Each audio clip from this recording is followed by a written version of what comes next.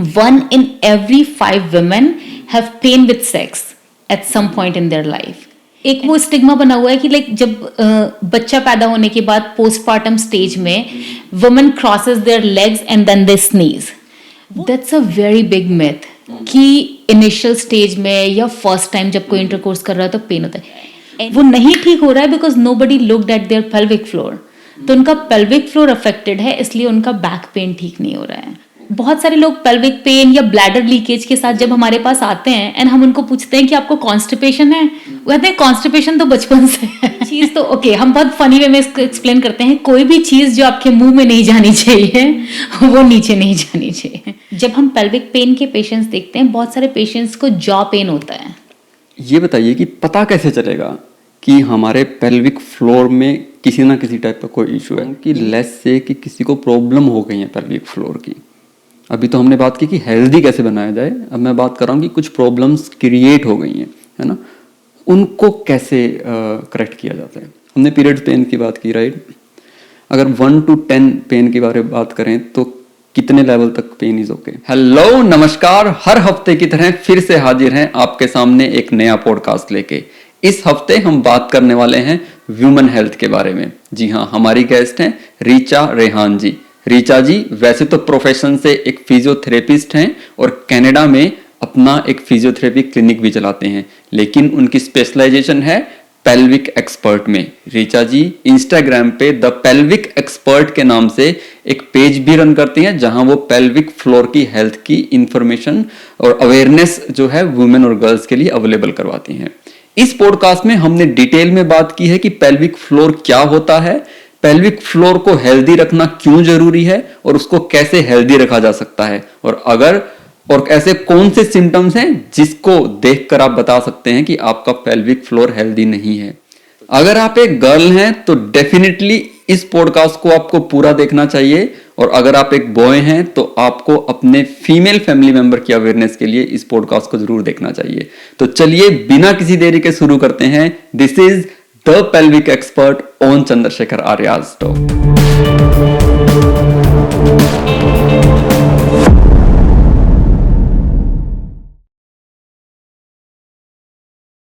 Richa ji, the pelvic expert, नमस्कार. नमस्ते. कैसे हो आप?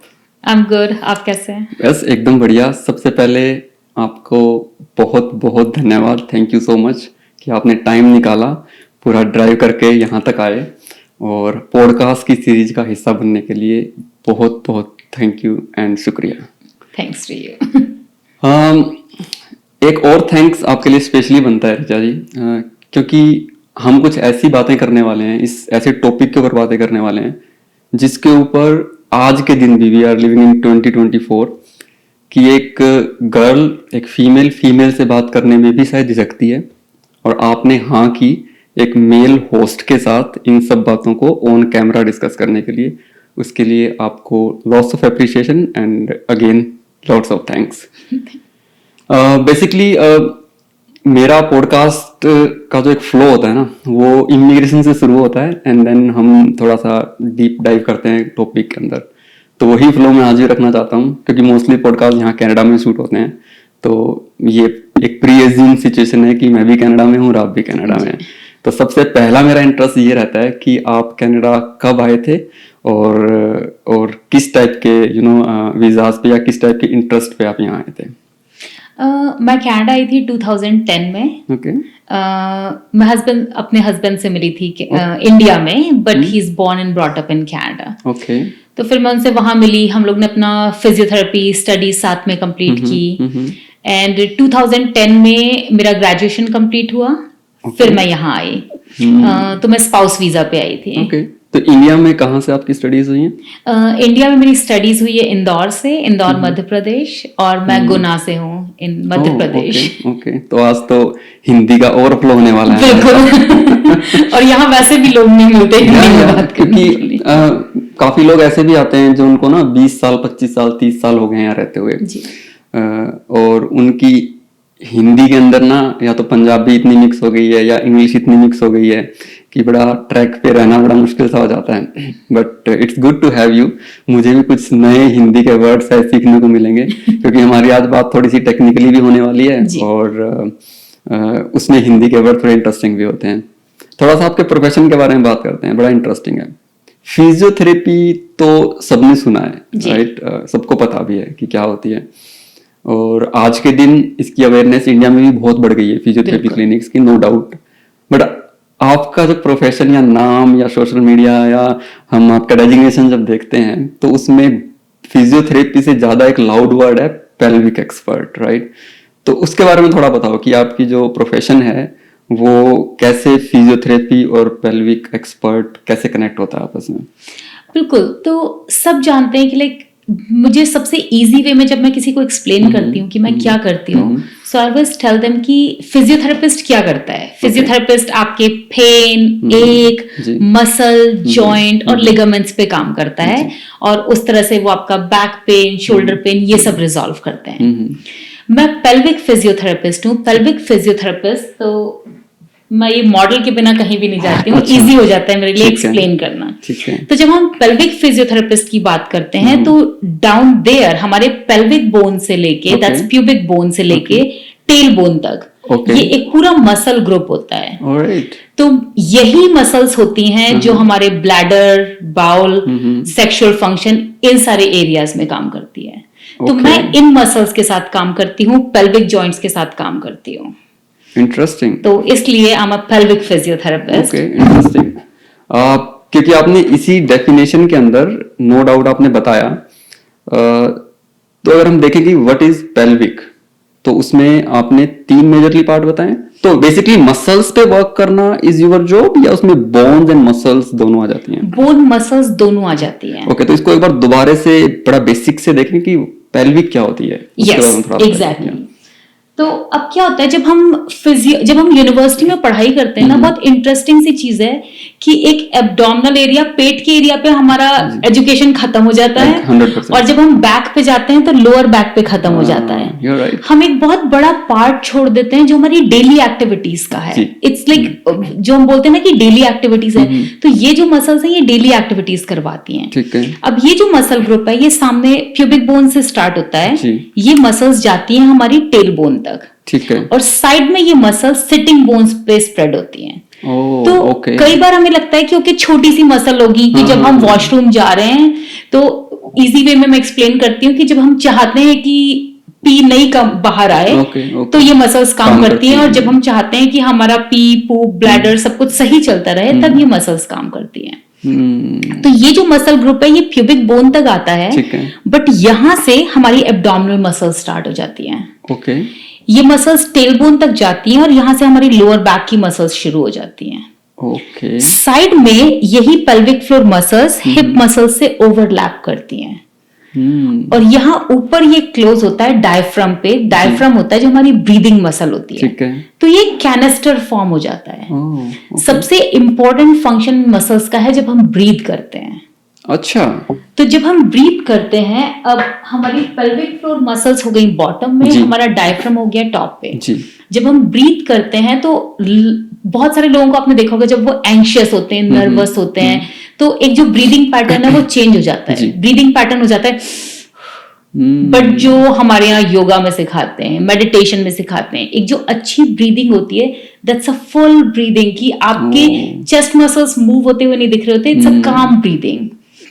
तो ये मसल्स फंक्शन करती हैं। जब हम ब्रीथ करते हैं तो हमारा डायफ्राम मूव होता है, हमारा बेली मसल्स रिलैक्स होती है, और हमारा पेल्विक फ्लोर ड्रॉप होता है। तो जब ब्रीथ इन करते हैं एंड जब ब्रीथ आउट करते हैं तो ये मूव होता है। मैं भी एक्सपीरियंस करके देख रहा हूँ, I can feel it. Exactly. तो जब हम किसी को काम ब्रीदिंग सिखा रहे होते हैं ना, रिलैक्स डीप ब्रीदिंग, तो डीप ब्रीदिंग में पेल्विक फ्लोर मूव होता है।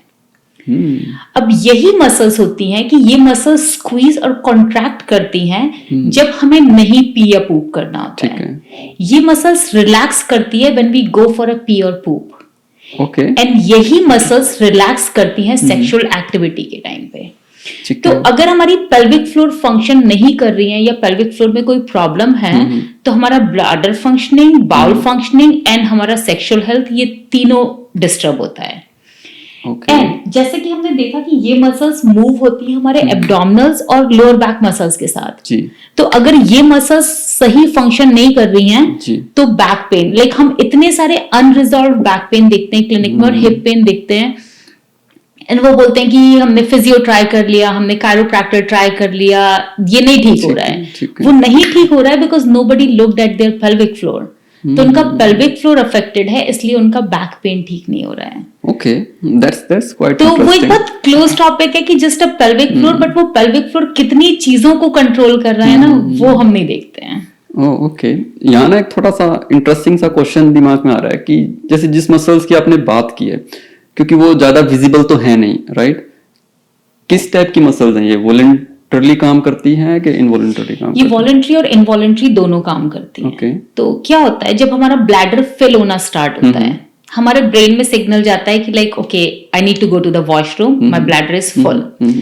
बट उन मसल्स में हम कंट्रोल कर पाते हैं कि हम उस मसल्स को स्क्वीज करके रखेंगे, लाइक ओके अभी मैं बाहर हूं, अब जब मैं घर पहुंचूंगी तब मैं वॉशरूम जाऊंगी। Okay. तो वो उतना देर वो मसल्स कॉन्ट्रैक्ट करके और ब्लैडर को कंट्रोल करके रखेंगी। जब हम घर पहुंचते हैं, हम वॉशरूम जाते हैं, जब हम टॉयलेट पे बैठते हैं, then those muscles relax that okay I can go now. तो इसमें ब्रेन का बहुत बड़ा फंक्शन है कि वो ब्रेन उसको कंट्रोल करके रखता है। ठीक ठीक ठीक अब ठीक ठीक। अगर हम सोचें कि कितना लाइक क्यों नहीं हम बात करते हैं, लाइक माइट भी बहुत रेयर प्रॉब्लम होती होगी, जी, शायद जी, इसलिए हम इन टॉपिक पे बात नहीं करते हैं। Exactly 1 in every 3 women have bladder leakage issues oh once in their कौन at सी एज ग्रुप some की बात कर? point in their हाँ, lifetime. Okay It could be either I see younger girls, उनको ब्लैडर इश्यूज होते हैं। Mainly हम देखते हैं प्रेगनेंसी पोस्टपार्टम में, बिकॉज उस टाइम पे इन मसल्स के ऊपर बहुत प्रेशर आता है। That's right.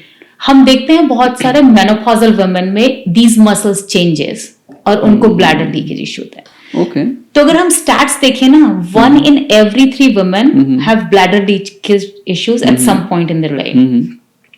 1 in every 5 women have pain with sex at some point in their life. And it's all coming from these muscles. Wow बड़े स्केरी से स्टेट्स हैं। तो क्या यही वजह है कि एक तो आपने जो मेंस्ट्रुअल साइकिल्स का बात किया, देन पोस्टपार्टम का यानी प्रेगनेंसी का बात किया, तो क्या यही वजह है कि पेल्विक हेल्थ की बात ज्यादा वुमेन में की जाती है as compare to men? Stats major हैं, but 1 in every 8 men come in with the pelvic pain issues. Okay उसको बोलते हैं chronic pelvic pain. It's not, ऐसा नहीं है कि नॉर्मल है या कॉमन नहीं है, कॉमन है। हम स्टार्टिंग से हमें इतना बोला जाता है ना कि ओके पी नहीं बोलना, पूप नहीं बोलना, वजाइना नहीं बोलना, पीनस नहीं बोलना, लेकिन इन वर्ड्स को हमें बचपन से बोला जाता है कि ओ लाइक ये बात नहीं करनी है। तो जब एक्चुअल में कुछ इश्यूज होना स्टार्ट होते हैं, हमारे दिमाग को लगता है जब हम शोल्डर बोल सकते हैं तो हम वजाइना क्यों नहीं बोल सकते हैं? दैट्स करेक्ट, वो बॉडी पार्ट है, राइट? तो लोगों में इतना स्टिग्मा और टैबू होता है इन टॉपिक्स के लिए कि जब एक्चुअल में प्रॉब्लम होती है ना, लोगों को सालों लग जाते हैं एक्चुअली में डॉक्टर को जाके बोलने में कि like forget about the family member या फ्रेंड्स को पूछने में कि यार मुझे ये प्रॉब्लम हो रहा है, क्या करना चाहिए। right. उनको डॉक्टर को बोलने में बहुत सालों लग जाते हैं कि व्हाट शुड आई डू। क्योंकि हम स्पेशली मैं बॉयज का या मेंस का पर्सपेक्टिव तो आपको जरूर बता सकता हूँ, वुमेन का आप अच्छे से समझते होंगे। जब भी पेल्विक फ्लोर के रिलेटेड कोई भी बात इवन एक बॉय अपने फ्रेंड जो कि बॉय है उससे भी नहीं करता है। रीजन क्या होता है कि वो जजमेंट होने का डर रहता है, क्योंकि anything related to that area वो ऐसा समझा जाता है कि जैसे इसको कोई गुप्त रोग है, राइट? तो इस वर्ड को एक बड़ा टैबू की तरह यूज किया जाता है। तो आई कैन कंप्लीटली अंडरस्टैंड, और यही रीजन था कि आज हम यहाँ बैठ के इसको इसी टॉपिक पे बात कर रहे हैं। इसको थोड़ा और ब्रेक डाउन करते हैं डॉक्टर साहब। जैसे मान लो पेल्विक की हमने बात की, पेल्विक हेल्थ की भी हमने बात की कि इंपॉर्टेंट होती है सब चीजें। सबसे पहले ये बताइए कि पता कैसे चलेगा कि हमारे पेल्विक फ्लोर में किसी ना किसी टाइप का कोई इशू है? इनिशियल सिम्टम्स की मैं बात कर रहा हूँ, धीरे धीरे हम ग्रेजुअली थोड़ा एडवांस के बारे में बात करेंगे। तो बहुत नॉर्मल से सिम्टम्स होते हैं जो हम डेली लाइफ में देखते हैं। अब anybody having pain with intercourse is not normal. अगर इंटरकोर्स के दौरान पेन हो रहा है मतलब इन मसल्स में प्रॉब्लम है। ब्लैडर लीकेज, अब एक एक वो स्टिग्मा बना हुआ है कि लाइक जब बच्चा पैदा होने के बाद पोस्टपार्टम स्टेज में women crosses their legs and then they sneeze, वो इतना नॉर्मल बना हुआ है कि सबको लगता है कि ये तो नॉर्मल है बिकॉज आई गिव बर्थ, तो मुझे हमेशा लेग क्रॉस करके ही स्नीज करना है। वो ये भूल जाते हैं कि ये एक प्रॉब्लम है, लाइक अगर आपका पेल्विक फ्लोर उसको कंट्रोल नहीं कर पा रहा है। तो ब्लैडर लीकेज का मतलब ये नहीं है कि like it's full on bladder leak, even if it's few drops, sneezing, coughing, running, jumping, any of these activities अगर उसमें ब्लैडर लीकेज हो रहा है तो आपको पेल्विक हेल्थ फिजियो को देखना पड़ेगा। पेन विद इंटरकोर्स अगर वो हो रहा है आपको पेल्विक फिजियो की जरूरत है। तो यहाँ एक छोटा सा आपको रोकूंगा मैं, आपने से बात किया पेन विद इंटरकोर्स, तो जैसे एक जर्नलाइज स्टेटमेंट्स होती हैं कि व्हेन सेक्सुअल लाइफ जो है किसी भी की शुरू होती है, बॉय की या गर्ल की भी, तो बोलते हैं कि इनिशियल जो लाइफ स्पैन है सेक्सुअल लाइफ का वो पेनफुल होता है और ग्रेजुअली जो है वो स्मूथनेस की तरफ चला जाता है। Do you believe in that, या इवन स्टार्टिंग सेक्सुअल लाइफ में भी अगर इंटरकोर्स में पेन हो रहा है तो that is also a problem? That's a very big myth कि इनिशियल स्टेज में या फर्स्ट टाइम जब कोई इंटरकोर्स कर रहा है तो पेन होता है। Any pain during intercourse, no matter it's a first time और द फिफ्थ टाइम और द 100th टाइम, कभी भी पेन नहीं होना चाहिए। फर्स्ट टाइम में mild discomfort is okay but there should not be any pain at all. Okay या first time में, क्योंकि हम ब्रेन से भी उसको साइकोलॉजिकल इफेक्ट भी होते हैं उस चीज के, क्योंकि you are not ready, right? तो ब्रेन से वो सिग्नल भी नहीं पहुंच पाते। एग्जैक्टली वो होता है। और मैं अभी भी मैं इतने लोगों को देखती हूँ ना in everyday practice, like I see women in their 30s, वो मेनली इस इश्यू से आती हैं और उसके पहले वो कम से कम 5-6 प्रैक्टिशनर्स को देख चुकी होती हैं। उन्हें स्टार्टिंग से बोला जाता है कि ओ इट्स नॉर्मल, या कई बार उनको बोला जाता है it's in your head, it is no real pain in there, you just need to relax. But जब आपके मसल्स ही फंक्शन नहीं कर रहे हैं, बिकॉज इन मसल्स का एक ही मेजर फंक्शन है that they need to squeeze and keep it close, जब आप नहीं चाहते हैं कि आपका ब्लैडर या बाउल पी या पू बाहर आए। यही मसल्स हैं, they need to completely relax during the intercourse. तो अगर ये मसल्स रिलैक्स नहीं हो रही हैं तो वो पेन होगा। तो क्या आप ये कहना चाह रहे हो कि जिसने इन मसल्स पे वर्क कर लिया या इनको थोड़ा कंट्रोल में ले लिया तो उसकी सेक्सुअल लाइफ बेटर हो जाएगी? We most often we see like जो डेली प्रैक्टिस में है, anybody coming in with the pain, हाँ दूसरे रीजंस भी हो सकते हैं कि किसी को यूटीआई है या once they deep dive into it, but जो स्टैट्स है कि 1 in every 5 women have pain with intercourse because of the pelvic floor muscles, वो बहुत इजीली रिजॉल्व हो सकता है। बिकॉज पेन का एक साइकिल होता है, जब पेन है तो फियर आएगा, करेक्ट, ठीक है, कि आपकी बॉडी, आपका ब्रेन उस चीज को लर्न करता है, राइट, कि पेन हुआ, दिमाग में वो डर है कि नेक्स्ट टाइम जब ट्राई करेंगे तो पेन होगा।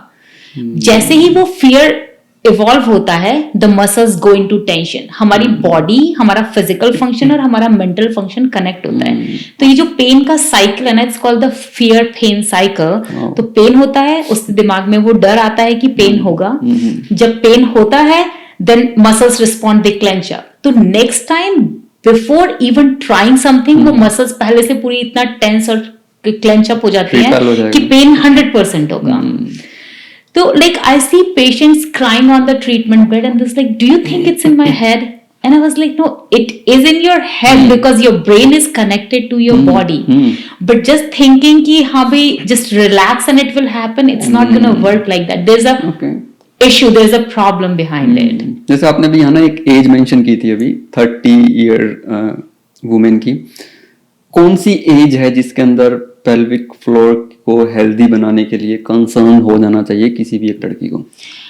जब लड़कियां पहली बार टेम्पॉन ट्राई करती है ना, लाइक जब मेरे पास कोई पेल्विक पेन की प्रॉब्लम लेके आता है, आई आस्क देम कि आपने कभी टेम्पॉन यूज किया है, एंड दिस इज लाइक कि नो, इट पहली टाइम में जब यूज किया तो पेन हो रहा था, so I never tried it. That's the first time they know that they have a hypertonic या more tense pelvic floor and it's not working. Okay, doctor साहब यहाँ थोड़ा सा कॉन्टेक्स्ट भी देना चाहूंगा, क्योंकि मोस्टली जैसे जो भी मैं क्वेश्चन कर रहा हूँ आपसे, तो उसका मतलब ये नहीं है कि उन क्वेश्चंस के बारे में मुझे नहीं पता है। मेरा बैकग्राउंड मेडिकल रहा है, मैंने मास्टर्स किया बायोटेक्नोलॉजी से, I know lots of things as well, but एक जो ऑडियंस का पर्सपेक्टिव होता है उसको मैं लेके चलता हूँ, और क्योंकि ये हिंदी में पॉडकास्ट है जी। तो मुझे उस लेवल पे एक एजुकेशन भी फ्लो करनी रहती है, बिल्कुल। तो इसलिए मैं वो इतने बेसिक क्वेश्चन कई बार पूछ जाऊंगा, तो Yeah. Please pardon me for that. जैसे भी आपने टेम्पोन का नाम लिया, तो थोड़ा सा बताएंगे कि टेम्पोन और जो रेगुलर पैड्स है उसमें क्या डिफरेंस होता है? यस, तो जो टैम्पॉन होता है वो इंसर्ट करती हैं लड़कियां अंदर, सो दैट वो, जैसे हम पीरियड प्रोडक्ट्स की बात जी, करते हैं तो जी। आजकल बहुत सारे पीरियड प्रोडक्ट्स हो जी। गए हैं। Girls use pad, tampons use करती हैं, मेंस्ट्रुअल कप्स यूज करने लगे आजकल लोग। Okay. तो बहुत बार क्या होता है, जब टैम्पॉन और menstrual cup they have to insert it inside, तो जब वो टैम्पॉन या मेंस्ट्रुअल कप वो इंसर्ट करते हैं तो कई बार ऐसा होता है कि यंग लड़कियां हैं, 12 इयर्स 13 इयर्स में पीरियड्स आ रहे हैं, तो अब जब वो हो रहा है उस स्टेज पे उनको लगता है कि लाइक ओ इससे पेन हो रहा है तो मैं ये ड्रॉप कर देती हूँ, पैड इजी है, I will go with the pad.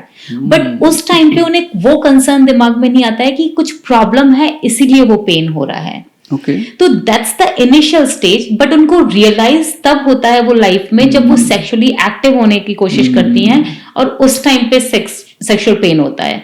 Then they realise कि ओके माइट भी कुछ प्रॉब्लम है, बट वो किसी से इस टॉपिक पे बात नहीं करना चाहती हैं कि That's like, right. अब मैं कैसे बोलूं किसी को कि मुझे सेक्सुअल एक्टिविटी में पेन हो रहा है। बहुत साल बाद कई बार उस टाइम पे भी, उस फेज पे भी लोग बात नहीं करते हैं। Okay. फिर उनको फर्टिलिटी के टाइम पे when they actually right. Want a kid and then they have to have sex and then they realise कि ओ लाइक मुझे तो फर्टिलिटी क्लिनिक जाना पड़ेगा।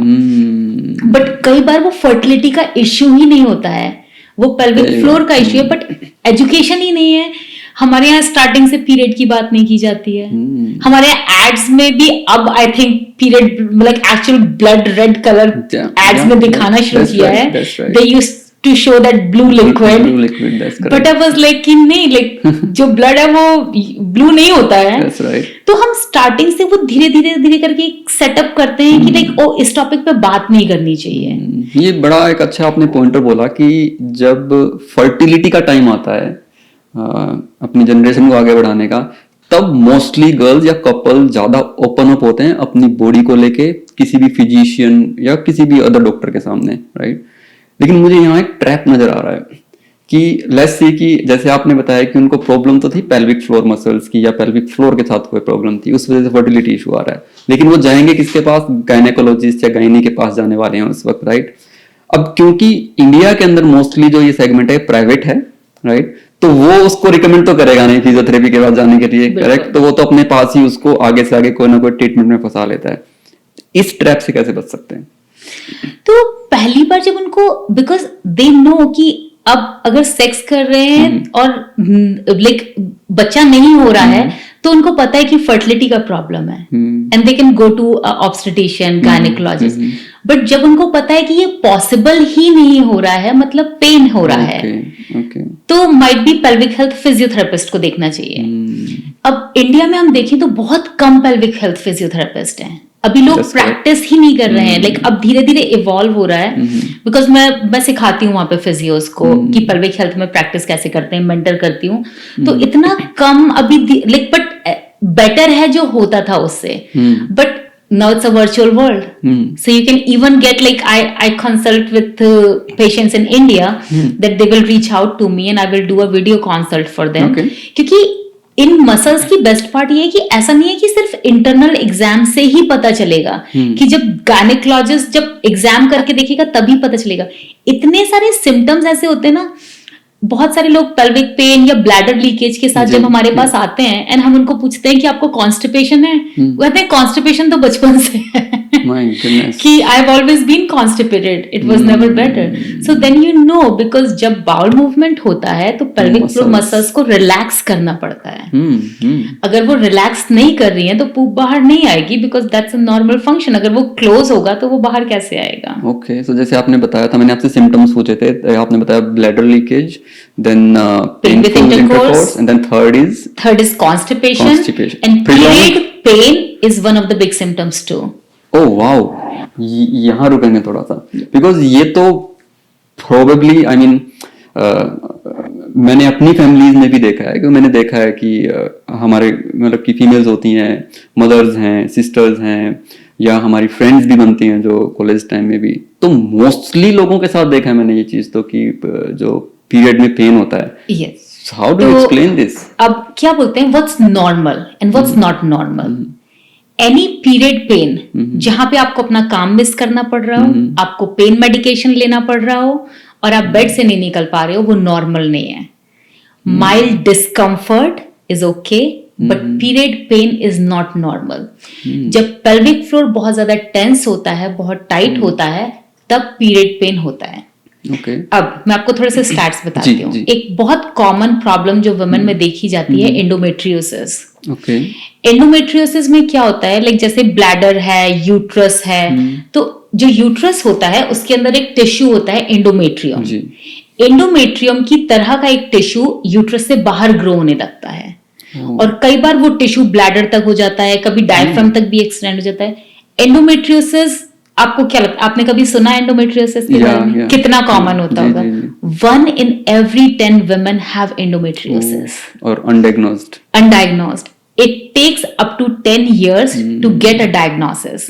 But उसका जो स्टार्टिंग सिम्टम्स आते हैं ना, वो होता है constipation, period pain, heavy bleeding.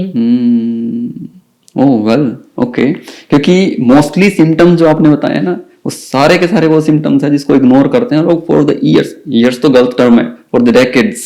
मतलब 10 साल 15 साल भी उनका ऐसे चलता है सिस्टम, और जब तक बिल्कुल वर्स्ट कंडीशंस नहीं आ जाती हैं तब तक ये इन चीजों के बारे में बात नहीं करते हैं. ओके, नेक्स्ट सिम्टम और क्या हो सकता है? मेनली यही सिम्टम्स है, anything related to period, okay, bladder and bowl.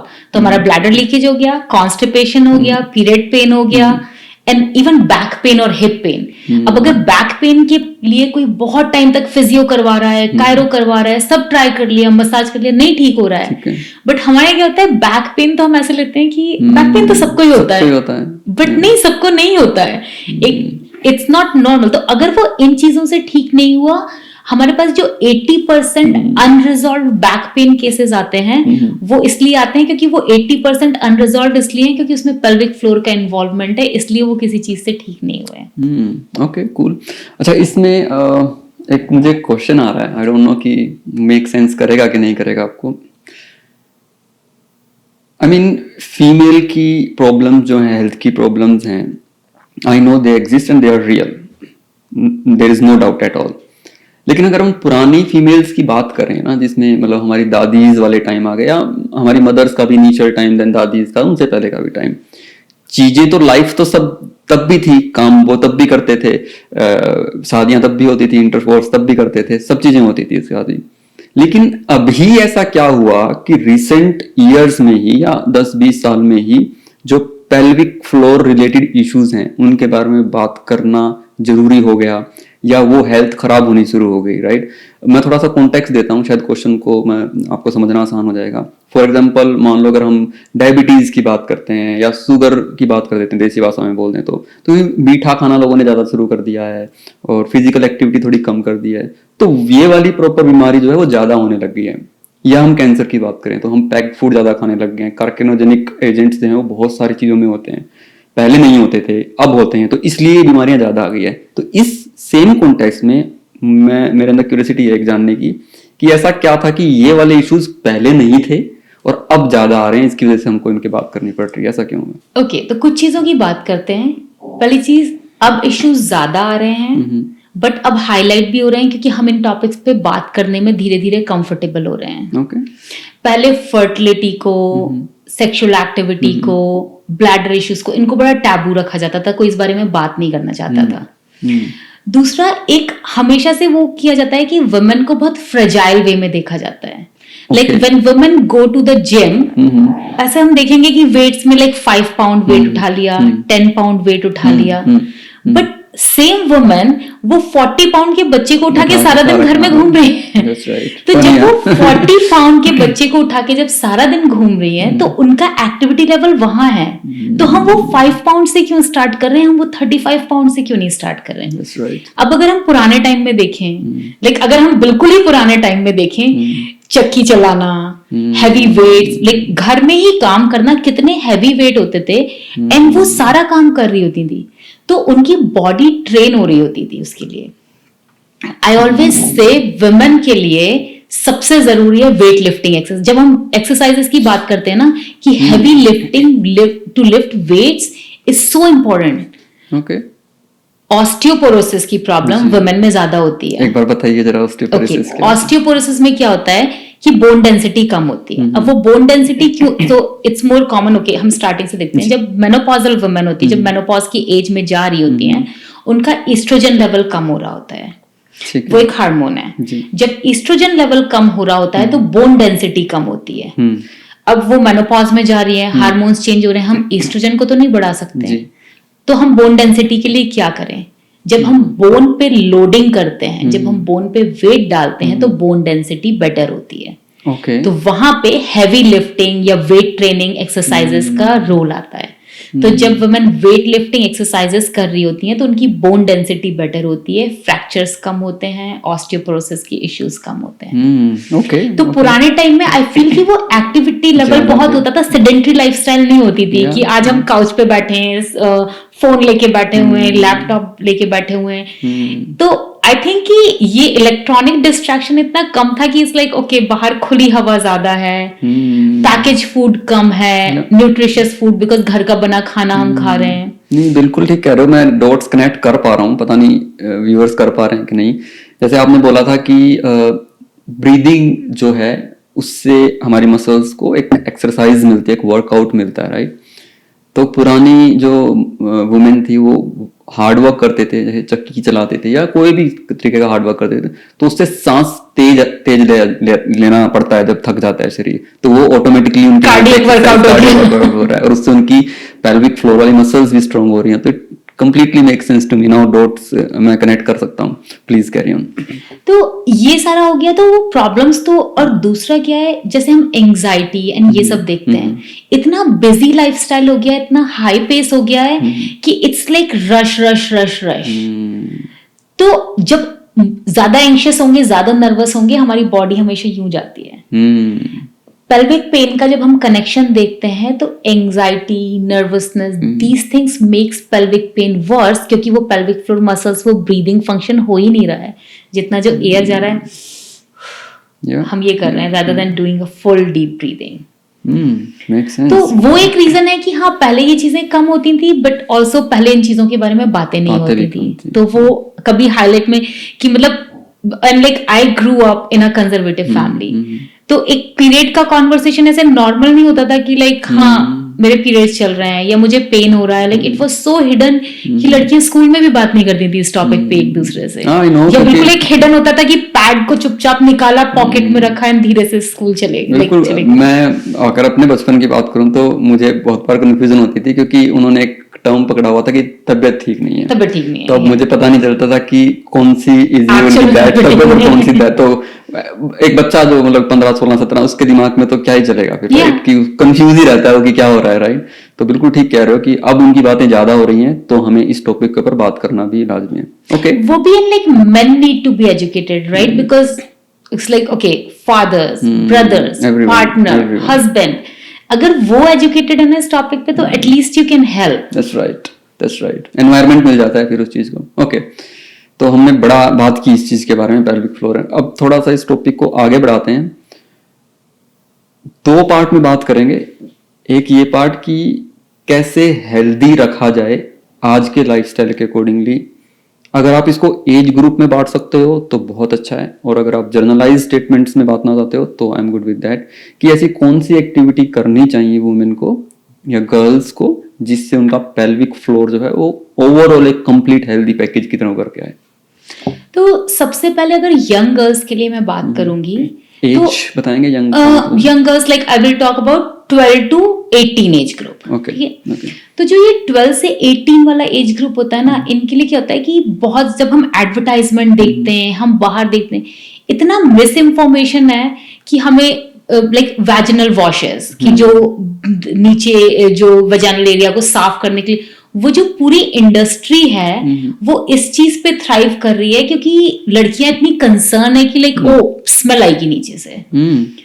जो हम हमेशा इसको क्या बोलते हैं, जो हमारा पेल्विक फ्लोर जो वैजिनल एरिया है, हम इसे सेल्फ क्लीनिंग ओवन बोलते हैं। That's correct. उसको सोप से, अंदर सोप से वॉश करने की और इन सब चीजों की जरूरत नहीं है, just a warm water clean up is good. तो ये जितनी इंडस्ट्रीज है ना, ये काफी उस पे फियर बेस्ड इंडस्ट्री है ये। तो वो वैजिनल वॉशेस उनको ऐसा लगता है कि हाँ लाइक ऐसी सर्टन स्मेल आनी चाहिए, बदबू नहीं आनी चाहिए एंड ऑल दैट। अगर आप वार्म वाटर से वॉश कर रहे हैं कोई स्मेल नहीं आएगी, आपको कोई स्पेशल वॉश की और स्पेशल सोप की जरूरत नहीं है। तो आप ये कह रहे हो कि वो जितने भी वेजिनल वॉश वाले जितने प्रोडक्ट हैं वो यूज नहीं करने चाहिए? नहीं करने चाहिए। ओके। कोई भी चीज तो ओके हम बहुत फनी वे में इसको एक्सप्लेन करते हैं, कोई भी चीज जो आपके मुंह में नहीं जानी चाहिए वो नीचे नहीं जानी चाहिए। Wow wow. तो like soap and all that like नहीं, उसकी जरूरत नहीं है, जस्ट वार्म वाटर से क्लीन करें एंड वो इनफ है। Okay okay. दूसरा कोई भी तरह का लाइक अगर पेन हो रहा है ना तो उसको छुपा के नहीं रखें, अपने पेरेंट्स से बात करें, डॉक्टर से बात करें, उस चीज को ऐसा नहीं, क्योंकि एक एज अ पेरेंट हमारी रिस्पॉन्सिबिलिटी होती है कि हम बचपन से अपने बच्चों को कंफर्टेबल फील कराएं इस टॉपिक पे बात करने कि हम बोलेंगे कि हाँ लाइक शेम इस बारे में बात नहीं करनी है, तो आगे जाके जब बच्चों को प्रॉब्लम होगी वो बात ही नहीं करेंगे इस टॉपिक पे कि अरे हमें तो बोला गया इस टॉपिक पे बात नहीं करनी है। तो अगर आपको सीवियर पीरियड पेन हो रहा है, आपको पेल्विक एरिया में वजाइनल एरिया में पेन हो रहा है, तो जैसा मैंने कहा कि ये नॉर्मल नहीं है, जब पेन हो रहा है तो मतलब आपको डॉक्टर को दिखाना चाहिए या पेल्विक फिजियो से कंसल्ट करना चाहिए। Okay okay. तो हम बात कर रहे थे जैसे यंग जो एज ग्रुप आपने बताया, वो क्या एक्टिविटी करें जिससे हेल्दी पेल्विक मसल्स होंगे? तो exercises, any exercises are good, क्योंकि आपकी ब्रीदिंग को ठीक रख रहे हैं। जैसे अब हम एक्सरसाइजेस करते हैं कि हमारी मसल्स स्ट्रांग रहे, तो पेल्विक फ्लोर मसल्स को भी अच्छी स्ट्रेंथ और अच्छा रिलैक्सेशन चाहिए। तो जितना एक्टिव रहेंगे ना, फिजिकल एक्टिविटी इंपॉर्टेंट है पेल्विक फ्लोर मसल्स के लिए भी। जब आपको वॉश करना है हमेशा सिर्फ पानी से वॉश करें। जब वाइप करते हैं तो बहुत सारी यंगर्स को हम देखते हैं जो रिकरेंट यूटीआई हो रहा होता है बहुत बार। कई बार यूटीआई का रीजन ही मेजर नहीं होता है, वो सिर्फ इसलिए मेजर होता है जब वो वाइप करते हैं बच्चे तो वो बैक से फ्रंट वाइप कर रहे होते हैं और वो जो जर्म्स हैं वो इधर आ रहे होते हैं। तो जब मैं यंग लड़कियों को देख रही होती हूँ मैं उनको हमेशा बोलती हूँ कि हमेशा फ्रंट टू बैक वाइप करो जब आप वाइप कर रहे हो तो। तो अ गुड हेल्दी एक्सरसाइजेस, कोई जस्ट वार्म वाटर से वॉश करना, हमेशा फ्रंट टू बैक वाइप करना, और न्यूट्रिशनल डाइट। तो अब हम न्यूट्रिशनल डाइट की बात करें तो वो तो एक पूरा एडवांस टॉपिक है। तो जस्ट लाइक जितना कम पैकेज फूड, क्योंकि जब हम ज्यादा हरी सब्जियां खाते हैं तो कॉन्स्टिपेशन नहीं होता है। अगर कॉन्स्टिपेशन नहीं होगा तो पेल्विक फ्लोर हेल्दी रहेगा। और हाइड्रेशन, वो एक पहला क्वेश्चन है जो मैं सबको पूछती हूँ। तो जब बहुत सारी यंग लड़कियां रहती हैं कि लाइक ओ मैं ये शुगरी ड्रिंक, पॉप, कॉफी सब पी रहे होते हैं, पानी नहीं पी रहे होते हैं ना। जब हम इनफ वाटर नहीं ले रहे हैं तो हमारा ब्लैडर इरिटेबल है और जो पेल्विक फ्लोर को अफेक्ट करता है। तो a good hydration, nutrition and physical activity, ठीक है, those are the key terms. तो पेल्विक फ्लोर से हेल्दी रहेगा। बट अगर कोई प्रॉब्लम है तो बताएं अपने फैमिली मेंबर को या डॉक्टर को। नेक्स्ट एज ग्रुप पे अगर जाएं 18+ वाली वुमेन्स के, तो उनके लिए भी सेम ही चीजें हैं या? उनके लिए सेम ही चीजें हैं बट ये चेंज होता है प्रेगनेंसी और पोस्टमार्टम में। ओके। प्रेगनेंसी पोस्टमार्टम में हम सबसे ज्यादा देखते हैं कि बहुत बार लाइक अगर आपके डॉक्टर ने आपको मना नहीं किया है ना फिजिकल एक्टिविटी करने के लिए, तो आपको फिजिकल एक्टिविटी करना जरूरी है। अगर हम गाइडलाइंस भी देखिए, pregnancy guidelines, 40 minutes of workout is necessary. कई बार क्या होता है हमें लगता है कि नहीं मुझे ये नहीं करना है, वो नहीं। जितना आप प्रेगनेंसी में एक्टिव रहते हैं ना उतना पोस्टमार्टम रिकवरी बेटर होती है। हम एक कोर्स प्रोवाइड करते हैं, हम उसको बोलते हैं प्रिपेयर टू पुश प्रोग्राम। तो प्रिपेयर टू पुश प्रोग्राम इसलिए होता है क्योंकि प्रेगनेंसी में इनफ, अब जैसे हमने हर चीज की बात की कि पेल्विक फ्लोर कैसे इफेक्ट हो रहा है।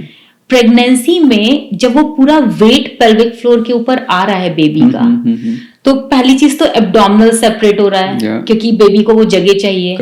पेल्विक फ्लोर के ऊपर वो पूरा वेट आ रहा है 9 मंथ्स तक। तो पेल्विक फ्लोर अंडर स्ट्रेन है। अब कोई भी मसल होगी अगर उसके ऊपर कांस्टेंट प्रेशर हम डाल रहे हैं इतने टाइम के लिए तो वो मसल अफेक्ट होगी। दूसरा ब्रीदिंग अफेक्ट होती है प्रेगनेंसी में क्योंकि baby starts pushing into the diaphragm and then हमारी ब्रीदिंग पैटर्न हो जाता है। तो सबसे इंपॉर्टेंट एक्सरसाइज प्रेगनेंसी में जो मैं पेल्विक फ्लोर के लिए देती हूँ वो है ब्रीदिंग एक्सरसाइज। ओके। दूसरा होता है, हमने देखा ये मसल्स हिप मसल्स और लोअर बैक मसल के साथ कितनी कनेक्टेड है। तो a good hip workout and lower back, तो हिप मसल्स और लोअर बैक मसल्स जितनी स्ट्रांग होंगी ना उतना बेटर वो पेल्विक फ्लोर को सपोर्ट कर पाएंगी। तो प्रेगनेंसी में बहुत जरूरी है गुड स्ट्रेंथनिंग एक्सरसाइज, एंड वो चीजें तो हमारी कंटिन्यू रहेंगी कि हाइड्रेशन हो गया, न्यूट्रिशन हो गया। ड्यूरिंग द होल प्रेगनेंसी या किसी ट्राइमेस्टर में अवॉइड करनी चाहिए और इस ट्राइमेस्टर में ज्यादा करनी चाहिए, ऐसा कुछ है? प्रेगनेंसी में ये होता है कि आप जो चीज पहले से कर रहे हैं ना, continue doing that and gradually increase it more. ऐसा नहीं है कि हम कुछ भी नहीं कर रहे थे, हम बहुत सेडेंटरी लाइफस्टाइल में थे और जैसे ही प्रेग्नेंट हुए हमने आज सारा वर्कआउट करना स्टार्ट कर दिया। इट ऑलवेज कि आपकी बॉडी को वो करते टाइम कंफर्टेबल फील होना चाहिए। तो पेल्विक फ्लोर का ऐसा नहीं है कि ये कोई अलग सेपरेट मसल है और इसके लिए हमें कुछ स्पेशल वो चाहिए। अगर हमारी फुल बॉडी स्ट्रेंथनिंग और फुल बॉडी एक्सरसाइजेस हो रही है ना, तो वो पेल्विक फ्लोर अपने आप काम कर रही है। कि जैसे हम स्क्वाट्स कर रहे हैं, जब हम स्क्वाट्स कर रहे हैं तो हमारी हिप स्ट्रेंथनिंग तो बढ़ रही है, बट पेल्विक फ्लोर भी काम कर रही है उसमें। तभी हमारे बड़े या बुजुर्ग जो होते हैं घर के, वो ये बोलते हैं कि प्रेगनेंसी के दौरान नीचे बैठ के पोछा लगाया करो। हाँ, क्योंकि दैट्स सो इंटरेस्टिंग। उसको फिर जो गर्ल्स हैं वो नेगेटिव भी लेती हैं कि तुम्हें प्रेग्नेंट ऊपर से मेरे से काम करवा रहे हैं। एक जो मेरी एक्सरसाइज है ना प्रेगनेंसी में, जो मेजरली बहुत सारे लोगों को मैं देती हूँ, देना पड़ती है। क्या होता है प्रेगनेंसी में, जब डिलीवरी हो रही होती है, इन मसल्स का काम होता है, जो यूट्रस है वो बेबी को पुश करता है यूट्राइन कॉन्ट्रैक्शन से। पेल्विक फ्लोर का काम होता है to move out of the way and let baby come out. अब उसके लिए हमें क्या चाहिए? उसके लिए हमें स्ट्रॉन्ग मसल्स नहीं चाहिए, उसके लिए हमें नाइस फ्लेक्सिबल मसल्स चाहिए। जब वो फुल स्क्वाट पोजीशन होती है ना, वो पेल्विक फ्लोर रिलैक्सेशन के लिए सबसे अच्छी एक्सरसाइज है। तो इवन जो जिन्हें मैं देखती हूँ ना प्रेगनेंसी पेन के लिए, मेरी एक एक्सरसाइज होती है, do a full squat and stay in that for 30 seconds. Okay, and that's this, वो कहीं ना कहीं वो एनालॉजी है उस चीज की, राइट? पोछा लगाना and everything. Okay, that's great. ये अब आपने बताया कि काइंड ऑफ 20 से लेके 35 एज ग्रुप में आ जाएंगे वो सब, राइट? Even 40 तक भी आ जाएंगी। तो 40 के बाद तो वुमेन की जो बॉडी है वो बहुत सारे हार्मोनल चेंज लेके आती है और अप टू 50 तक तो वो पीक पे चले जाता है सब कुछ, राइट? यस, और क्या होता है ना, जो पोस्टपार्टम टाइम है, अब आजकल ऐसा हो गया है कि लेटर प्रेगनेंसीज हो रही है, तो पोस्टपार्टम पीरियड और पेरीमेनोपॉज पीरियड ये ओवरलैप हो रहा है बहुत बार। ओके। और बहुत सारे पोस्टपार्टम सिम्टम्स पेरीमेनोपॉज सिम्टम्स भी होते हैं। तो मेनोपॉज में जाने के लिए women they have that 10 to 12 years, तो वो इतना लंबा चल रहा होता है चेंजेस का ग्रोथ। तो मोस्ट ऑफ द टाइम वो पोस्टपार्टम और पेरीमेनोपॉज ऑलमोस्ट ओवरलैप हो रहा होता है। ओके, तो उस दौरान किन चीजों का ध्यान रखना चाहिए? वो चीजें तो हमारी सेम ही रहेंगी। हाइड्रेशन, अब क्या होता है, ये बहुत सारे लाइक मॉम्स का प्रॉब्लम है ना, I am a mom so I understand, हम कैफीन पे जी रहे होते हैं। मैंने आपकी काफी सारी रील्स देखी हैं जिसके अंदर I see you are not a big fan of tea और कॉफी और या पॉप ड्रिंक्स, ज्यादा आप वाटर के ऊपर ज्यादा कंसंट्रेट करती हूँ, क्योंकि एज अ मॉम हमारी लाइफ इतनी बिजी चल रही होती है कि हमें कॉन्स्टेंटली कैफीन लग रहा होता है। अब क्या होता है कि हाइड्रेशन इसलिए जरूरी हो जाता है बिकॉज जब आप कैफीन पी रहे होते हैं, तो वो हम बाद में बात करेंगे ब्लैडर इरिटेंट्स की, वो एक पूरा एक टॉपिक बन जाएगा। तो इसलिए postpartum I always say like menopause, postpartum hydration का बहुत ध्यान रखना चाहिए। पोस्टपार्टम इवन जब like right after the child birth, hydration is important for the recovery, क्योंकि वाटर इनटेक चाहिए हमारी बॉडी को रिकवर करने के लिए। थोड़ा बेंचमार्क दो, कितना वाटर पीना चाहिए? ओके, वेरी सिंपल, आपका body weight in pounds and water in ounces. तो किसी को कितना पानी पीना चाहिए? Half your body weight in ounces. थोड़ा एग्जांपल लो एक। So if it's like if I'm 100 pounds, I will need a 50 ounces of water. और सिंपल कर देते हैं इसको, 2 to 3 liters of water अगर आप पी रहे हैं ना, तो सही है। अब अगर आप बहुत ज्यादा कैफीन पी रहे हैं तो आपका वाटर इनटेक ज्यादा होना चाहिए। थोड़ा इस बात पे भी बात करते हैं, बिकॉज आई अंडरस्टैंड कि जितनी भी कार्बोनेटेड ड्रिंक या जितने भी कैफीन वाली ड्रिंक्स हैं, they all are diuretic agent. That's right, right, क्योंकि अपोजिट इफेक्ट डालती हैं पानी से, राइट? क्योंकि पानी का काम है हाइड्रेशन करना, पानी का कंटेंट बढ़ाना बॉडी के अंदर, वाटर का कंटेंट, और डायूरेटिक एजेंट्स का काम है पानी के कंटेंट को कम करना बॉडी से, राइट?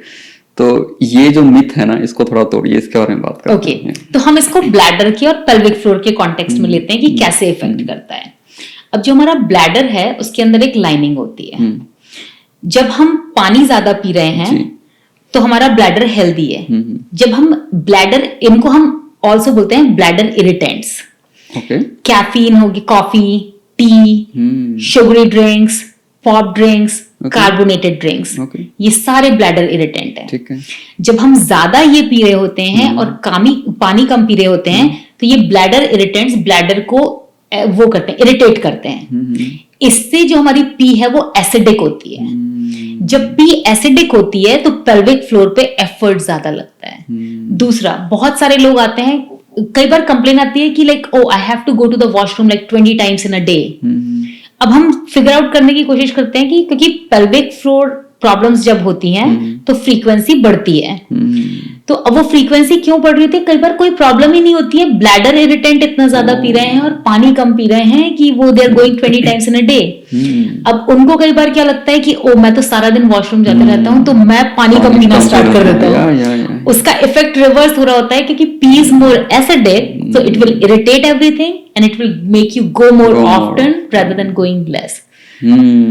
तो इसलिए the first thing is like okay, आपको मेक श्योर करना है कि 2 to 3 liters of water you are drinking every day. और फिर अगर आप कैफीन, टी ये सब ज्यादा पी रहे हैं, 1 to 2 इज ओके। बट अगर आप उससे ज्यादा पी रहे हैं तो आपको अपना वाटर इनटेक बढ़ाना पड़ेगा। Like being a mom and being a coffee lover, मेरे लिए ये होता है कि लाइक ओके कॉफी नहीं कम करना है तो क्या करें, आप पानी को बढ़ाएं। कहीं तो उसको कैंसिल आउट करना पड़ेगा। Okay, that's great. अभी जैसे आपने ना एक्सरसाइज की बात की थी कि वो आपने हर एक एज ग्रुप में डाला उसको, राइट, कि एक्सरसाइज तो कॉमन है, करनी चाहिए।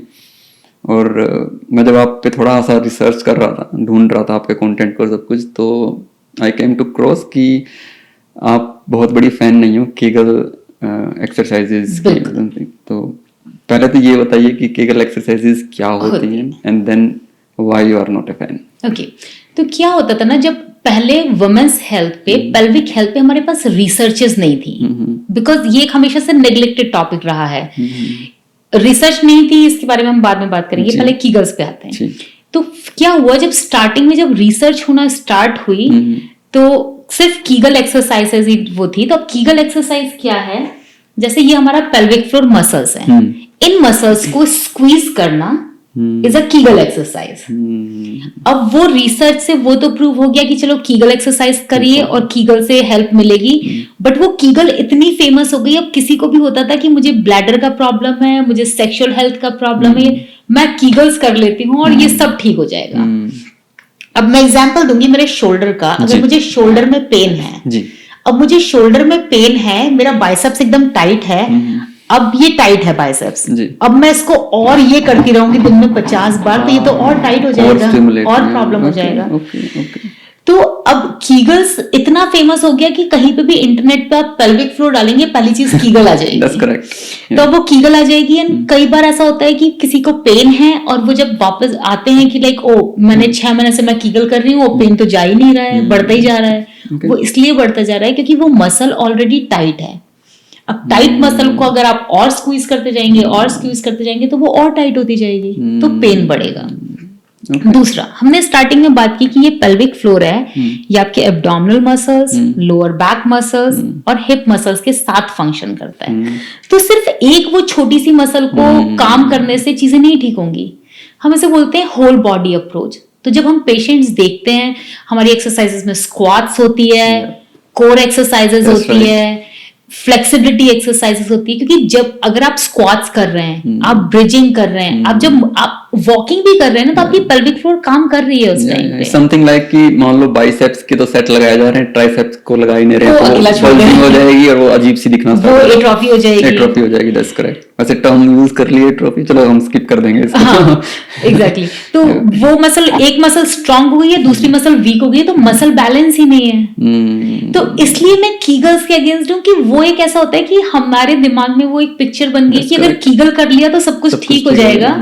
बट बट कई बार हो सकता है कि पेल्विक फ्लोर का वो स्पेसिफिकली कीगल का प्रॉब्लम ही नहीं है कि उस मसल को स्ट्रेंथनिंग की जरूरत ही नहीं है और हम कीगल किए जा रहे हैं। ओके, तो मुझे ये समझ में आ रहा है आपकी बात से कि आप कीगल के अगेंस्ट नहीं हो, बट ओनली कीगल करने के अगेंस्ट हो। Exactly, and that to Kegel एक ऐसी एक्सरसाइज है कि अगर आपका पेल्विक फ्लोर बिल्कुल वीक है ना, तभी वो कीगल हेल्प करेगी। और बट ऑल्सो जब आप दूसरी एक्सरसाइजेस कर रहे हैं तो आपकी पेल्विक फ्लोर को कीगल एक्सरसाइज से ज्यादा एक्टिविटी मिल रही है। ओके, तो इसलिए कीगल्स का ऐसा है कि, और दूसरा जब हम कीगल्स को ऑनलाइन देखते हैं कि कीगल कैसे करना चाहिए, तो वो बोलते हैं कि लाइक स्क्वीज करो इस मसल को। बट अगर मैं अपने बाइसेप्स को सिर्फ स्क्वीज ही करती रहूंगी सारा दिन, तो वो तो टायर्ड हो जाएगी और पेन हो जाएगा। उसको रिलैक्स करना भी तो जरूरी है। ओके, तो ये मुझे राइट मूवमेंट लग रहा है ऋचा जी। अगर मैं कहूँ कि आपको ना 30 सेकंड के अंदर ये बताना है कि कौन कौन सी एक्सरसाइज स्पेसिफिकली कितनी देर के लिए पर डे करनी चाहिए, तो वो 2-3 जो भी सबसे इंपॉर्टेंट एक्सरसाइजेज है, इवन अगर वो कीगल भी है तो यू कैन मेंशन इट। अगर आप चाहते हो कि वो उसको अवॉइड भी कर सकते हैं तो यू कैन अवॉइड दैट। तो आपके accordingly, because you are the pelvic expert, 30 seconds are yours, उसमें आप बताइए कि कौन सी एक्सरसाइजेज ओवरऑल वुमेन को करनी चाहिए। मैं इसको बहुत सिंपल वे में, कभी जो लोग एक्सरसाइजेस नहीं भी करते हैं ना, मैं उनके लिए बहुत सिंपल सिर्फ 2 पार्ट्स में इनको डिस्क्राइब कर देती हूँ। आपको चाहिए लोअर बॉडी और अपर बॉडी एक्सरसाइज। आप स्क्वाट्स करिए, आपकी लोअर बॉडी एक्सरसाइज पूरी हो जाएगी। आप बॉडी वेट भी स्क्वाट्स कर रहे हैं तो आपकी फुल बॉडी का वेट आ रहा है। आप पुशअप्स करिए, आप पुशअप्स कर रहे हैं तो आपकी अपर बॉडी स्ट्रेंथनिंग हो रही है, आपकी कोर स्ट्रेंथनिंग हो रही है। ठीक है। तो अगर आप कुछ नहीं कर रहे हैं ना, आप स्क्वाट्स और पुशअप करिए, आपकी पूरी फुल बॉडी एक्सरसाइज हो जाएगी, including the pelvic floor. 30 second से भी कम में कर दिया आपने पूरा। ओके, हम एक्सरसाइजेस को बहुत कॉम्प्लिकेट कर देते हैं। वो बहुत सिंपल टॉपिक है। Okay okay. मैं बहुत सारी बिजी मॉम्स को देखती हूँ, राइट, तो उनको मैं यही बोलती हूँ कि सिंप्लीफाई इट। दूसरा एक वो जो पूरा ना वर्कआउट क्लोथ्स में चेंज करो फिर जाके वर्कआउट करो, इट्स लाइक कि नहीं, जिस अगर आपके पास सुबह 10 मिनट है ना, आप वो 10 मिनट वर्कआउट कर लो, और आपके पास इवनिंग में 10 मिनट है तो इवनिंग में 10 मिनट कर लो। ऐसा नहीं है कि आपको पूरा दिन में वो 40 मिनट्स के वर्कआउट की जरूरत है। Okay, that's great, well and good. Suresha ji, पता ही नहीं चला कि कब हमें इतना टाइम हो गया बातें करते करते। अब हम लगभग पॉडकास्ट के अंत में जाएंगे, रैप अप करेंगे, बट इतना मुझे जरूर पता चला गया है कि ये एक पॉडकास्ट का टॉपिक तो नहीं है। प्रोबेबली 5, 6, 7 एपिसोड्स चाहिए इस पूरे के पूरे कॉन्सेप्ट को ब्रेक डाउन करके ठीक से समझाने में। बट ओवरऑल हमने अच्छे से ट्राई किया टॉपिक्स को टच करने की। अभी अंत के उसमें मेरे पास आपसे कुछ क्विक क्वेश्चंस भी हैं, उनको टच करेंगे एंड देन हम इस पॉडकास्ट को अंत भी करेंगे। तो अभी हमने बहुत सारी बातें की पेल्विक फ्लोर से रिलेटेड, कि उसको हेल्दी कैसे बनाया जाए, राइट। अब मैं एक चीज को यहाँ टच करना चाहता हूँ कि लेस से कि किसी को प्रॉब्लम हो गई है पेल्विक फ्लोर की। अभी तो हमने बात की कि हेल्दी कैसे बनाया जाए, अब मैं बात कर रहा हूँ कि कुछ प्रॉब्लम्स क्रिएट हो गई हैं, है ना, उनको कैसे करेक्ट किया जाता है। ओके, तो अगर हम देखें किसी को पीरियड पेन का प्रॉब्लम है, जब वो पेल्विक फिजियो के पास जाते हैं ना, बहुत इजीली पेल्विक फिजियो उनको एक्सरसाइजेस देता है। उन एक्सरसाइजेस में बहुत सारी एक्सरसाइजेस होती हैं जो पेल्विक फ्लोर रिलैक्सेशन एक्सरसाइजेस होती हैं। okay. उससे बहुत इंप्रूवमेंट हो जाता है। तो ब्रीदिंग एक्सरसाइजेस और पेल्विक फ्लोर रिलैक्सेशन एक्सरसाइजेस, जैसे कि फुल स्क्वाट हो गया, बट हमारी बहुत सारी योगा एक्सरसाइजेस ऐसी होती हैं जो पेल्विक फ्लोर रिलैक्सेशन के लिए बहुत अच्छी होती हैं। ठीक है, वो एक्सरसाइजेस हो गई। तो वो तो हो गया पीरियड पेन का प्रॉब्लम। ब्लैडर लीकेज का इश्यू जो है, उसमें लोगों को पेल्विक फिजियो, पहली चीज, अगर किसी के पास पेल्विक फिजियो का एक्सेस नहीं है तो वो क्या कर सकते हैं, वो regular hip lower back strengthening exercises करके देख सकते हैं। जब वो फर्स्ट एक्सरसाइजेस करना स्टार्ट करते हैं, तब मैं उनको बोलती हूँ सिंपल ब्रीदिंग एक्सरसाइजेस से स्टार्ट करो, कि पहले वो पेल्विक फ्लोर मूव तो हो, पहले उससे कनेक्ट तो हो, कि अगर हमारा ब्रेन ही उस मसल से कनेक्ट नहीं हो पा रहा है तो हम आगे कैसे बढ़ेंगे। ओके, तो क्या आप ये कहना चाह रहे हो कि अगर ये इश्यूज आ भी जाएं तो भी ये सिर्फ एक्सरसाइज और फिजिकल स्ट्रेंथनिंग से ही ठीक हो जाएगा, इसमें आपको एलोपैथी मेडिसिन इनकी जरूरत नहीं पड़ती है करेक्ट करने में? मोस्ट ऑफ द टाइम जिनको मैं देखती हूँ, जैसे अगर यूटीआई का प्रॉब्लम नहीं है और पेल्विक पेन है, ब्लैडर लीकेज का इशू, तो वो सबसे सिंपल पेशेंट्स होते हैं। मतलब वर्चुअल विजिट्स हम कर रहे होते हैं और पेशेंट्स ठीक हो जाते हैं। तो ये बहुत इजीली रिजॉल्वेबल। तो स्टैट्स इतने कॉमन है कि 1 in every 3 women have bladder leakage issue। इसका मतलब ये नहीं है कि वो ठीक नहीं हो सकता, वो बहुत इजीली रिजॉल्व हो सकता है। कि मतलब बहुत सारी मॉम्स को मैं देखती हूँ कि वो लाइक ट्रैम्पोलिन पे नहीं जाएंगी, रनिंग पे नहीं ले जाएंगी, बट वो like within 5 to 6 weeks जब हम उनको देखते हैं कि like by the 7th week they will be so happy कि like oh I went to the trampoline park, मैं जंप कर पा रही थी, मुझे साइड में नहीं खड़े रहना पड़ रहा था। ये बहुत इजीली रिजॉल्व हो जाते हैं पेल्विक हेल्थ फिजियो से। Okay okay. क्योंकि मेरा मेन इस क्वेश्चन को डालने का रीजन ये था, अगर हम किसी और हेल्थ कंडीशन के बारे में बात करें ना, अदर देन दिस हम पेल्विक की बात करें तो नॉर्मल कंडीशंस होती हैं, तो physiotherapy is the last step. Physician के पास गए, एक्सपर्ट्स के पास गए, स्पेशलाइज्ड के पास गए, जब लास्ट मोमेंट होता है कि अब आपको रिकवरी के लिए फिजियोथेरेपी के पास जाना है, राइट। तो आपके बात करके जब हम पेल्विक की बात कर रहे हैं, उसमें मुझे लग रहा है कि शायद वन एंड लास्ट जो सोल्यूशन है वो पेल्विक फिजियोथेरेपी ही है जो आपको रिजोल्व कर सकती है पूरे इश्यूज को। Am I correct? जो कंडीशंस आपने बताई, अब उन कंडीशंस में बड़ा इंटरेस्टिंग है कि जब हम किसी को नी सर्जरी, हिप सर्जरी के लिए भेजते हैं ना, उसके पहले वो प्रीहैब करते हैं, फिर वो रिहैब करते हैं। क्योंकि अगर प्रीहैब आपका अच्छा है, आपकी मसल्स की स्ट्रेंथ अच्छी है, सर्जरी के बाद आपका इंप्रूवमेंट बेटर है। सेम थिंग अगर प्रेगनेंसी में आपकी स्ट्रेंथ अच्छी है, पोस्टपार्टम आपकी रिकवरी बेटर है। तो जब ब्लैडर लीकेज इश्यू हो गया, पेल्विक पेन का इश्यू होगा, इन चीजों में, क्योंकि क्या होता है ऑब्स्टेट्रिशियन का अपॉइंटमेंट, गायनेकोलॉजिस्ट का अपॉइंटमेंट मिलेगा 3 साल बाद, या चले इंडिया में भी हम बात कर लें तो वो गायनेकोलॉजिस्ट का इश्यू ही नहीं होता है कई बार कि वो मसल्स का प्रॉब्लम है। तो अगर pain, bladder leakage, back pain, hip pain, constipation, ये सारी चीजें हो रही हैं, तो पेल्विक फिजियो ज्यादा बेटर हेल्प कर पाएगा। और कोई नुकसान नहीं है, बिकॉज आप कोई मेडिसिन नहीं ले रहे हो, आप कोई सर्जरी के अंडर में नहीं जा रहे हो, it's all exercises and manual work. तो वो उससे जब ठीक हो रहा है तो आपके पास कोई ऐसा नहीं है कि इसका साइड इफेक्ट हो जाएगा। Okay, that's cool. अच्छा, इन सब बातों से ना मुझे अब एक चीज बड़ी क्लियरली समझ में आ गई है कि जो पेल्विक हेल्थ है ना, is not just about the physical thing, क्योंकि आपने बार बार इसमें ना मेंटल और ब्रेन की बात की है। तो हमने ये बात तो करी कि फिजिकल एक्सरसाइज कौन सी करनी चाहिए, थोड़ा टच बेस करते हैं कि ऐसी कौन सी मेंटल एक्टिविटीज भी करनी चाहिए जिससे हमारी पेल्विक फ्लोर जो है वो ज्यादा मजबूत या ज्यादा हेल्दी हो। तो हम हमेशा मेडिटेशन की बात करते हैं, राइट? Meditation, relaxation, breathing. एक बड़ा इंटरेस्टिंग चीज है, जब हम पेल्विक पेन के पेशेंट्स देखते हैं, बहुत सारे पेशेंट्स को जॉ पेन होता है। जब एम्ब्रियो फॉर्म हो रहा होता है तो एक फैशियल कनेक्शन होता है जो आपके टीएमजे से लेके आपके पेल्विक फ्लोर तक जाता है। जब हम एंग्शियस होते हैं या एकदम से हम डर जाते हैं तो हमारा बॉडी का रिएक्शन होता है ये क्लेंच करना, पर हम ऑटोमेटिकली पेल्विक फ्लोर क्लेंच कर रहे होते हैं। इसके बिना कर भी नहीं पाएंगे। एग्जैक्टली। तो जो ये रिलैक्सेशन एक्सरसाइज है ना, जब हम अपनी बॉडी को कनेक्ट करना शुरू करते हैं ब्रीदिंग से, रिलैक्सेशन से, वो पेल्विक फ्लोर अपने आप रिलैक्स हो रहा होता है और हम उसको कनेक्ट कर पाते हैं। तो कोई भी meditation exercises, breathing exercises, relaxation exercises, वो पेल्विक फ्लोर के लिए बहुत जरूरी होती है क्योंकि वो पेल्विक फ्लोर को रिलैक्स कर रही होती है। तो ओवरऑल फिर तो yoga is the best. It is क्योंकि वो फिजिकल स्ट्रेंथ भी दे देगा आपको और मेंटली भी दे रहा है आपको। मेंटली भी दे रहा है, exactly. Well and good. Well, lots of talk. आपको लग रहा है कि वो ऐसा और कोई चीज हमको टच करनी चाहिए जो बहुत इंपॉर्टेंट थी इस एपिसोड में हमें मिस नहीं करनी चाहिए? अब जैसे हमने इंडिया की बात की, राइट, पुरानी प्रैक्टिसेस की बात की, कुछ चीजें हैं जो अब मैं जब सोचती हूँ ना in this stage of life, it's very interesting कि उन चीजों को कनेक्ट कर पाते हैं। कई चीजें क्या हुई जो हमारी पुरानी प्रैक्टिसेस थी, नई चीज, लाइक एक सोसाइटी ने उसको गलत मोड़ दे दिया। जैसे हमारे यहाँ होता था कि जब पीरियड पे हैं आप तो आप घर के अंदर रहिए, बाहर नहीं जाइए, पहले 3 दिन किचन में नहीं जाइए, काम नहीं करिए।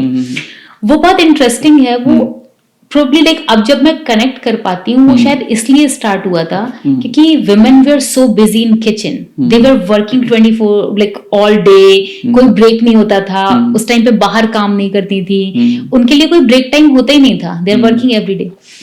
और पीरियड के टाइम पे आपकी बॉडी को थोड़ा सा रेस्ट चाहिए होता है। तो वो प्रैक्टिस एक्चुअली इसलिए बनी थी, वो इसलिए नहीं बनी थी कि उन्हें किचन में जाने से रोक दीजिए। वो सोसाइटी ने उसको चेंज कर दिया कि बाहर नहीं जाना, यहाँ नहीं जाना, खुले में नहीं जाना। या दैट्स राइट। इवन मैं एक वीडियो देख रहा था, बड़ा मेक सेंस किया, हालांकि मैं बहुत ज्यादा गौर नहीं करता हूँ इस तरह की, पर उस वीडियो ने मेरे को मेरी अट्रैक्शन कैच की। उसमें एक गर्ल थी, वो एक्सप्लेन कर रही थी कि जैसे बोलते थे ना कि पहले मंदिर नहीं जाना है जब आपको पीरियड्स हैं, राइट? तो उसने बोला कि उसका कोई ऐसा अनलॉजिकल रीजन नहीं था। उस वक्त ये था कि मंदिर थोड़े से गांव से बाहर होते थे। Exactly. तो उसमें क्या है कि घर भी इतनी, आबादियां इतनी नहीं होती थी, तो जंगली जानवर भी बहुत आते थे। अब जंगली जानवर क्योंकि खून की स्मेल से और उससे अट्रैक्ट होते हैं और वो अटैक कर सकते हैं, तो इसलिए उनको बोला जाता था कि मंदिर घर में तो होते नहीं थे उस वक्त। Exactly. तो बोला जाता था कि मंदिर मत भेजो उस दौरान, क्योंकि कोई जानवर अटैक कर सकता है। जी, और इसीलिए किचन से दूर रखते थे कि उनको रेस्ट मिल पाए।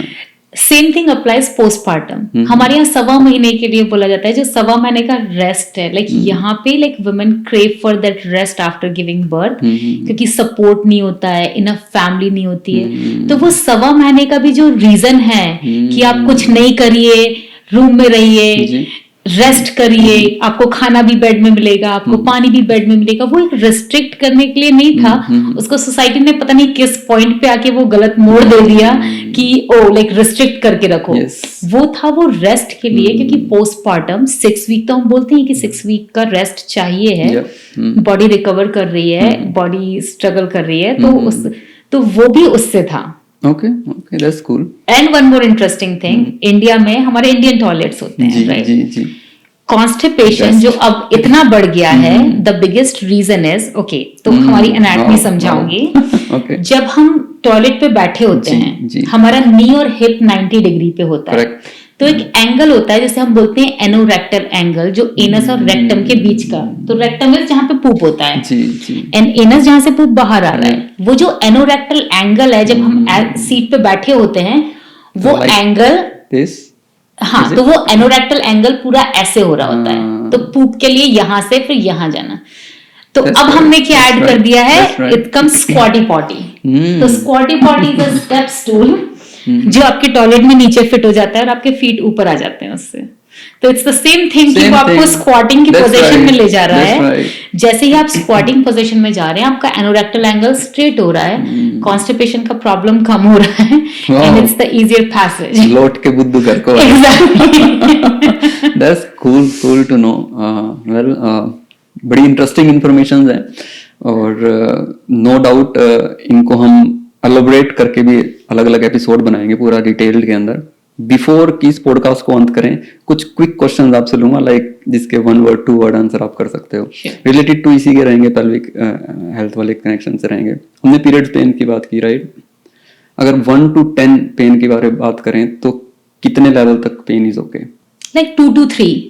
Okay, that's cool. And 8 to 10 pain is like कि no, like even if it's 5, 6, like no, you need help अगर उतना पेन है तो। हमने पानी पीने की बात की, वाटर की इनटेक की बात की। कितने ग्लास ऑफ वाटर से पानी अगर कम ले रहे हो तो that's a red flag. Random बहुत सिंपल शब्दों में बात करें तो 8 ग्लास पानी। 8 ग्लास पानी से आप कम पी रहे हैं तो दैट्स नॉट गुड। वो 8 ग्लास पानी भी ये नहीं करना है कि इवनिंग में आके 4 ग्लास अभी पी लिया।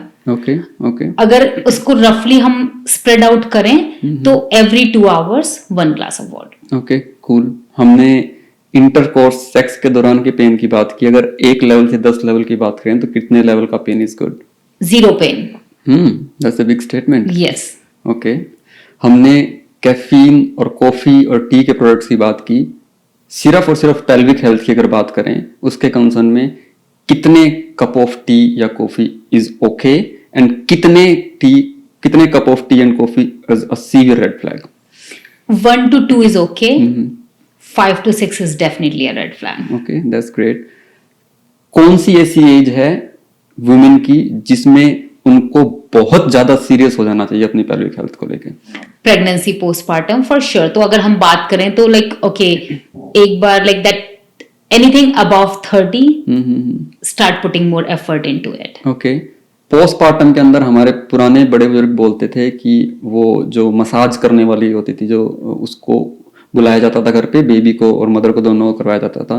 डू यू थिंक कि पेल्विक फिजियोथेरेपिस्ट के पास जाना is also a mandatory thing? Pelvic physio is a must after giving birth. बहुत सारी कंट्रीज में, लाइक फ्रांस का एग्जांपल दूंगी। फ्रांस में जब आप पोस्ट डिलीवरी, जब आप हॉस्पिटल छोड़ते हो, you leave hospital with a certain visits of pelvic physio. वहां पे every postpartum woman gets a pelvic physio appointment. Okay, great. हम क्योंकि हिंदी में बात कर रहे हैं तो मोस्टली ऑडियंस ऐसी है जो इंडिया में बैठी है, यहाँ आने की तैयारी कर रही है। या यहाँ ऑलरेडी आई हुई है, न्यू कमर्स टाइप के जो लोग हैं, क्या आपको लगता है कि pelvic health in India and pelvic health in Canada इसमें कोई डिफरेंस है? बहुत बड़ा डिफरेंस है, क्योंकि अभी भी यहाँ भी और इंडिया में भी इट्स टैबू टॉपिक, लोग इस बारे में बात नहीं करते हैं, पर इंडिया में और ज्यादा बात नहीं करते हैं। तो मुझे ऐसा लगता है कि like these conversations needs to be a dinner table conversation, क्योंकि ये एक हम हेल्थ की बात कर रहे हैं, it's not apart from these conversations. मेरा कॉन्टेक्स्ट है कि यहाँ की लाइफ, लाइक इंडिया की डेली लाइफ और यहाँ की डेली लाइफ, जो हम एक्टिविटीज करते हैं जिसमें हमारी स्टडीज भी आ गई, बाहर जाना आ गया, जॉब आ गई, या whatever daily activities we do in India as compare to Canada, उन दोनों चीजों को कंपेयर करें तो इज देयर एनी डिफरेंस कि पेल्विक हेल्थ नॉर्मल लाइफ जिए अगर हम लोग ज्यादा एफर्ट्स न डालें तो कहाँ बेटर होगी, इंडिया में या कनाडा में?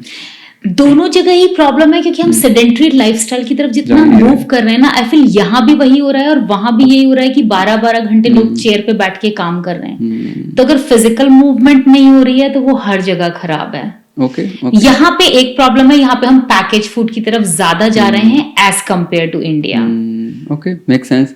Well, that's all good and enough. ये था आज का पॉडकास्ट। ऋचा जी, कैसा लगा आपको? बहुत अच्छा, and I am so glad कि हम इस टॉपिक पे बात कर पाए, क्योंकि बहुत सारे लोगों को प्रॉब्लम्स होती हैं, बट फर्स्ट स्टेप किसी भी प्रॉब्लम को रिजॉल्व करने का है कि उसके बारे में बात करना, और अगर बात नहीं करेंगे तो सॉल्यूशन कैसे ढूंढेंगे? Okay, that's great. बड़ा अच्छा लगा आपके साथ बैठ के ये बातें करके, और इवन मेरा ब्रेन भी ओपन हो गया कि ये टॉपिक, क्योंकि अभी मेरे मोस्टली जो टॉपिक्स जा रहे थे वो इमिग्रेशन, करियर और इनके ऊपर जा रहे थे, तो अब ये हेल्थ वाले चैप्टर भी खुल रहे हैं, तो मुझे पता चल रहा है, जैसे मैंने न्यूट्रिशन के ऊपर किया, वहां भी इतनी सारी बातें हैं करने के लिए। देन अभी हमने ये फिजियो वाला टॉपिक ओपन किया, तो यहाँ भी बहुत सारी बातें। तो आने वाले टाइम में हम इसके एपिसोड बना के और बहुत सारी बातें करेंगे। आई होप कि आप उतना टाइम दे पाओ हमको। इस पॉडकास्ट को बिल्कुल अंत करें उससे पहले एक 1 लाइनर या 2 लाइनर मैसेज हमारी ऑडियंस के लिए, जो बोलते हैं ना, सीधी बात नो बकवास। अगर वो कोई देना चाहते हो तो that is your camera. So I always tell कि अगर आपके हस्बैंड को, पार्टनर को या बच्चे को अगर कोई प्रॉब्लम हो रही है तो आप उसको 6 महीने वेट नहीं करवाएंगे, उसको आप अगले दिन डॉक्टर के पास भेजेंगे। तो जब आपको कोई प्रॉब्लम हो रही है तो take a step and take care of your health. I know it's very women specific, but I'm a big women's health advocate, so I have to say it. No, that's great. Thank you so much for the nice message. और एक बार फिर से आपका तहे दिल से शुक्रिया। आपको अगले किसी एपिसोड में फिर से मिलेंगे। Thank you so much. Thank you. So guys, ये था आज का बड़ा ही इंटरेस्टिंग पॉडकास्ट, और मुझे स्पेशली ये बहुत अच्छा लगा, बहुत इंफॉर्मेटिव लगा, क्योंकि इसने मेरे लिए एक अलग से फील्ड खोल दिया, मेरे ब्रेन के माइंडसेट के होरिजन को एक्सपेंड कर दिया इस पर्टिकुलर टॉपिक के ऊपर। आई होप कि आपको भी पसंद आया होगा, और अगर आप वीडियो के इस लेवल तक या इस टाइमलाइन तक पहुंच चुके हो तो आई एम श्योर कि आपको ये वीडियो पसंद आया है, ये पॉडकास्ट पसंद आया है। तो आप बिल्कुल भी हेजिटेट मत कीजिए इस पॉडकास्ट को उन लोगों तक पहुंचाने के लिए जिन लोगों को इस पर्टिकुलर इंफॉर्मेशन की जरूरत है, चाहे वो आपकी सिस्टर है, चाहे वो आपकी कोई फ्रेंड है, चाहे वो आपका कोई भी अदर फैमिली मेंबर है। तो इन्हीं सब बातों के साथ मैं इस पॉडकास्ट को, अपनी वाणी को यहीं विराम देता हूं। अगले हफ्ते फिर मिलेंगे एक नए पॉडकास्ट के साथ, एक नई इंफॉर्मेशन के साथ और एक नए गेस्ट के साथ। तब तक के लिए आपका दिन शुभ हो, आपकी सेहत अच्छी रहे और आप निरंतर प्रगति करते रहें। जय राम जी की।